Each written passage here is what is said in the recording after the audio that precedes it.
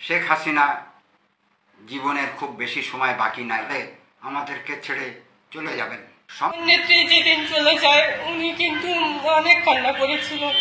ওনার ওই কান্না দেখে ভিতর ফেটে যাচ্ছিল একদম। একটি খবর ইতিমধ্যে ছড়িয়ে পড়েছে যে ট্রাম্প বলেছেন যে শেখ হাসিনা এখনো বাংলাদেশের প্রধানমন্ত্রী। দর্শক, শেখ হাসিনা ভারতে আছে, আপনারা জানেন। তো তিনি মানসিক এবং শারীরিকভাবে কঠিন থেকে কঠিন অসুস্থ হয়ে পড়েছে এবং স্ট্রোক করেছে। তার অবস্থা পুরো ভয়াবহ। চিকিৎসক জানিয়েছে তিনি মারা গিয়েছে। তো ভিডিওটা খুবই গুরুত্বপূর্ণ, সরাসরি আমরা আপনাদেরকে দেখাবো। বিশেষ করে সেখানকার আওয়ামী লীগ যে সমস্ত নেতাকর্মীরা আছে এবং শেখ হাসিনার খুব কাছের যারা, তারা এই আপডেটগুলো ইতিমধ্যে দিয়েছে। আপনারা ভিডিওর প্রথমে কিছু অংশ দেখেছেন। তো সম্পূর্ণ ঘটনা জানতে হলে অবশ্যই পুরো ভিডিও না টেনে দেখবেন। আর চ্যানেলে আপনারা যারা নতুন আছেন প্রতিনিয়ত আপডেট পেতে আমাদের সাথেই থাকতে পারেন। তো চলুন দর্শক বিস্তারিত। আমার নেত্রী যেদিন চলে যায় উনি কিন্তু অনেক কান্না করেছিল।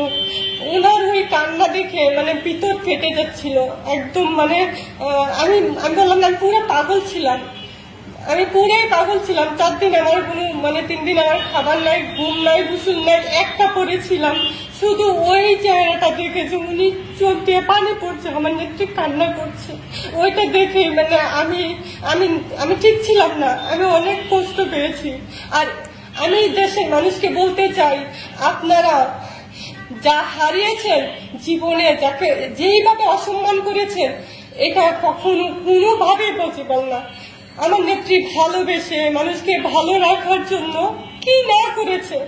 আমি শুধু একটু বলতে চাই, দেশের মানুষ এত অকৃতজ্ঞ হয় কিভাবে। আমার নেত্রীর অন্তর্বাস নিয়ে যারা অসম্মান করেছে, আমি মনে করি তারা আমার নেত্রীকে আমি কেমন ভালোবাসি, আমার নেত্রীকে আমার জীবনের চাইতে বেশি ভালোবাসি।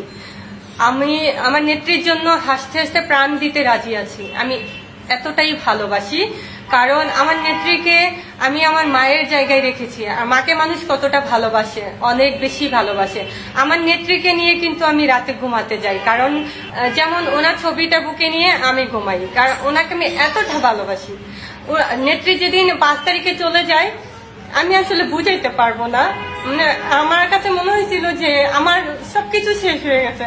আমি এক কাপড়ে 3 দিন ছিলাম, আর আমি পুরো পাগলের মতো ছিলাম। এত কান্না করেছি, যেটা আমার কাছে মনে হচ্ছে মানুষের যে বাবা মা মরে গেলে যেমন একটা ভিতরে হাহাকার ছিল, আমার 3টা দিন আমি পুরাই পাগলের মতো ছিলাম। আর আমি অনেক কান্না করেছি।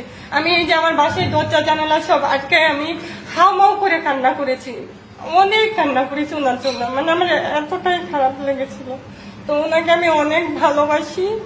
আমার নেত্রীকে বলতে চাই, আপনি মন খারাপ করবেন না, আপনি অনেক বেশি ভালো থাকবেন, কারণ আপনি অনেক ভালো মানুষ। আপনার জন্য সারা বাংলাদেশের মানুষ আজকে চোখের পানি ফেলছে।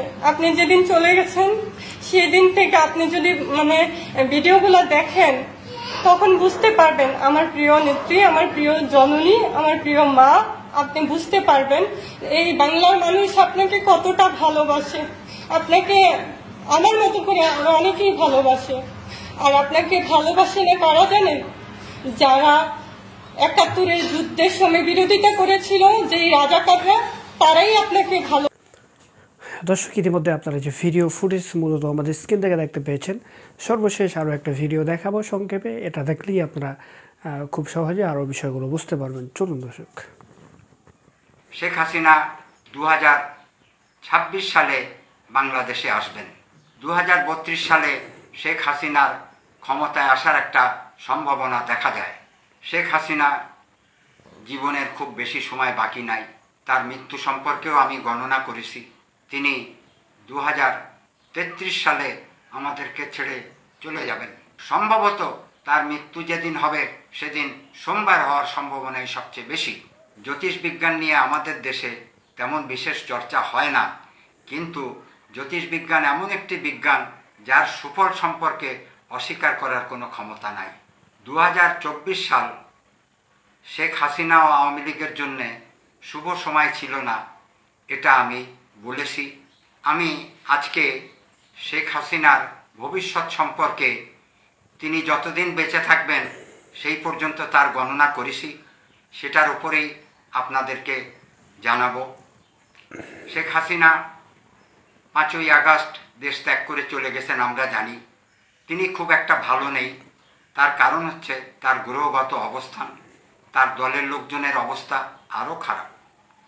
শেখ হাসিনা 28শে সেপ্টেম্বর 1947 সালে জন্মগ্রহণ করেন। তার 28শে সেপ্টেম্বর হিসাব করলে তিনি তুলা রাশির জাতিকা হন। রাশিচক্রের 7ম ঘর হচ্ছে তুলা রাশি। শেখ হাসিনার জন্যে তুলা রাশি সবসময় ভালো।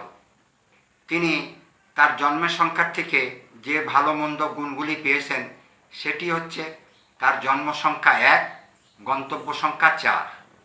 1 রবির সংখ্যা, নেতৃত্ব দেবার সংখ্যা, লিডারশিপ কোয়ালিটি। 4 উত্থান পতনের প্রতীক। 4 হচ্ছে ইউরেনাসের ঘর বা রাহুর ঘর। সুতরাং ওনার জীবনে উত্থান পতন তো থাকবেই, যথেষ্ট উত্থান পতন হয়েছে। উনি 1981 সালের 17ই মে বাংলাদেশে আসেন, 6 বছর ভারতে ছিলেন। 1996 সালে উনি প্রথম বাংলাদেশে নির্বাচন করেন, প্রধানমন্ত্রী নির্বাচিত হন। সেই থেকে দীর্ঘদিন সময় তিনি রাষ্ট্র পরিচালনা করেছেন। আওয়ামী লীগ একটা বড় দল, কোনো সন্দেহ নাই, কিন্তু খুব দুঃখের সঙ্গে বলতে হয় তার এই পতনের কথা আমি 2 বছর আগেই গণনা করেছিলাম। 2022 সালেই আমি গণনা করেছিলাম আওয়ামী লীগ ও শেখ হাসিনার আসন্ন 24 সাল অত্যন্ত বিপজ্জনক, অশুভ সময়। আমি বারবার প্রধানমন্ত্রীকে সতর্ক করেছিলাম, চিঠি দিয়েছিলাম। তার সঙ্গে আমার শেষ যোগাযোগ হয় 31শে জুলাই 2024 সালে। এখন হাসিনা ভারতে কতদিন থাকবেন, বাংলাদেশে কবে আসবেন, এটার ব্যাপারে অনেকেই আমাকে জিজ্ঞেস করেন। শেখ হাসিনা 2026 সালে বাংলাদেশে আসবেন। তবে জ্যোতিষের পরামর্শ বা আমার পরামর্শ, তিনি 26 সালে না আসলেই ভালো করবেন। আমি একটু আগেই বলেছি, অত্যন্ত জেদি, একগুঁয়ে মনোভাবের কারণে কারো কথায় তিনি কর্ণপাত করেন না, নিজের যেটা ঠিক মনে হয় সেটাই করেন। সেই হিসাবে গণনার থেকে আমি যেটুকু জানতে পারি উনি 26 সালে বাংলাদেশ। দর্শক, মূলত শেখ হাসিনা অসুস্থ, মানে স্ট্রোক করেছে, তার অবস্থা খারাপ, আসলে খারাপ লাগতেই পারে। আপনারা জানেন যে তিনি দীর্ঘদিন বাংলাদেশের প্রধানমন্ত্রী ছিল। তো এই যে মনে করেন এত কিছুর করেছে নিজের হাতে সব কিছু, এখন সেগুলো অন্যের দখলে গিয়েছে। তো বুঝতেই পেরেছেন যে একটু খারাপ লাগতেই পারে। তো যাই হোক, আপনাদের মতামত জানাবেন। ভালো থাকবেন। আসসালামু আলাইকুম।